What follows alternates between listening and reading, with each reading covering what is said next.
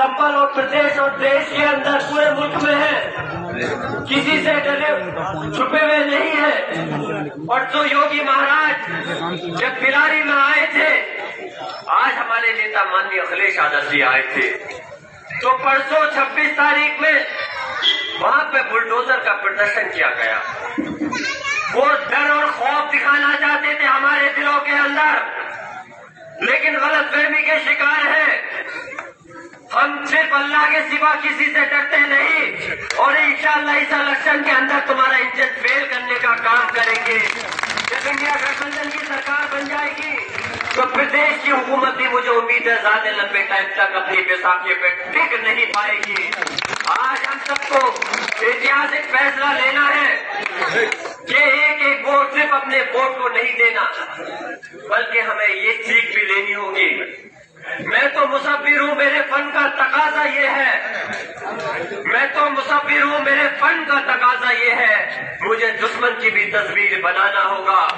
मेरे बुजुर्गों, जिस तरह से भारतीय जनता पार्टी आरएसएस के लोग एक मिशन के तहत अपने वोटों को बढ़वाने का भी काम करते हैं, और बढ़वाने के साथ साथ आपके वोटों को घटवाने का भी काम करते हैं, यकीनन उस कड़ी में तो हम लोग पीछे रहे। बीजेपी ने अपने वोट बनवाए और हमारी तादाद वोटों की ज्यादा नहीं बन पाई, लेकिन इसके बावजूद भी गणित हमारा बहुत ऊपर है उनसे। लेकिन हमें उनको उस गणित में फेल, जो उन्होंने वोट बनवाए हैं उसमें उन्हें बीजेपी को फेल करने के लिए हमें अपने तादाद को बढ़ाना पड़ेगा, परसेंटेज को बढ़ाना पड़ेगा। याद रखना, ऐसा नहीं हो कि गर्मी अगर ज्यादा हो रही है मौसम की वजह से, तो आराम कर करके कि कुछ वोट 10 में से ये सोचे कि 7 वोट पड़ गए तो 3 से क्या हो रहा है। एक एक वोट की कीमत होती है जब काउंटिंग हो रही होती है। तब जो काउंटिंग एजेंट होते हैं उनसे पूछिए दिल की धड़कनें कैसे अप डाउन होती रहती है।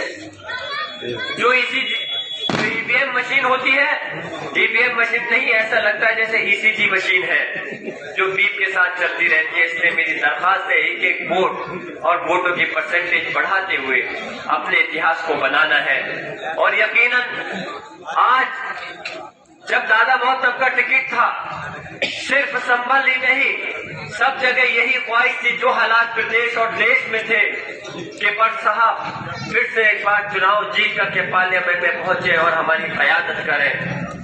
लेकिन अल्लाह को कुछ और मंजूर था। अल्लाह के हुक्म के आगे हम सब मजबूर हैं। यकीनन आज दादा मोहतब की कभी बेपनाह गलती है, और वो सिर्फ मेरे ही सरपरस्त नहीं थे, आप सब लोगों के सरपरस्त थे, और सिर्फ आप लोगों के भी नहीं बल्कि पूरे प्रदेश और देश में जो भी उनसे मोहब्बत करता था सभी की सरपरस्ती करते थे। हमारा एक भरम से हमें ये चीज रहती थी कि अगर खुदा नखास्त से कोई परेशानी होगी, कोई गलती हो जाएगी, कोई अत्याचार होगा, तो हमारे कायद दादा मोहतब भट्ट साहब हमारे सरपरस्त उसको संभाल लेंगे।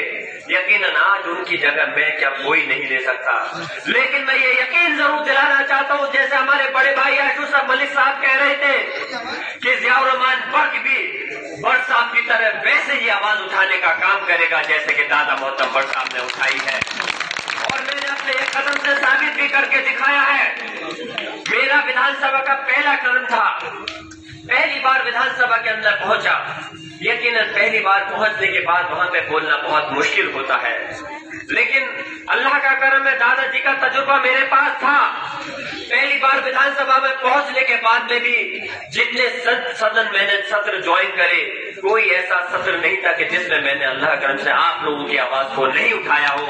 वो तो प्रदेश का सदन था।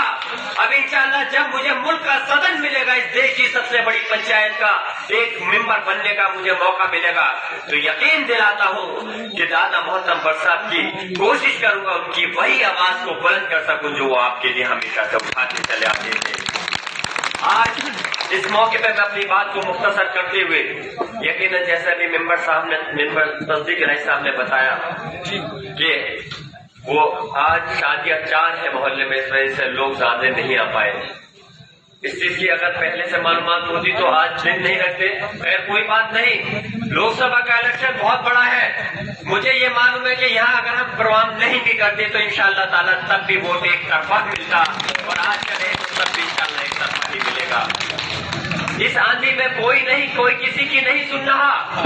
अगर बीजेपी के लोग किसी प्रधान पर, किसी राशन डीलर पर दबाव बना करके अगर फोटो खिंचवा रहे हैं तो यकीन जानना मैं इस बात को पूरी मजबूती के साथ कह सकता हूँ, वैसे तो उनका दिल भी गवारा नहीं करेगा, लेकिन अगर वो दबाव बनाने के भी प्रयास कर रहे हैं, चाहे घूम के देख लेना कहीं भी, तो कोई उनकी पार्टी है या उनके लोग है, कोई सुनने वाला नहीं है।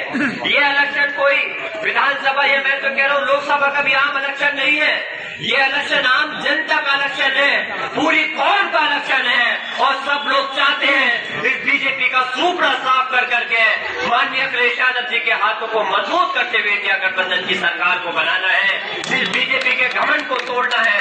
मैं अपनी बात खत्म कर रहा हूँ और याद रखना, जो कुर्बानी, जो परेशानी इस बीजेपी के टाइम में हुई है वो आपको ज्यादा बताने की जरूरत नहीं है। चाहे आजम खान साहब को जेल में डालकर, उनके पूरे परिवार को जेल में डालकर जो किया गया है, चाहे हमारे शाहबुद्दीन साहब हो, अतीक अहमद साहब हो, मुख्तार अंसारी साहब हो, जो उनके साथ में जो सूरत हाल हुई है कोई उनको भूल नहीं सकता। मेरी गुजारिश है आप सब लोगों से, कसम है आप लोगों को कि उनकी कुर्बानी क्यों जाया मत होने देना और इस भारतीय जनता पार्टी का सूपड़ा साफ होकर निकल देना। मैं अपनी बात यही खत्म कर रहा हूँ।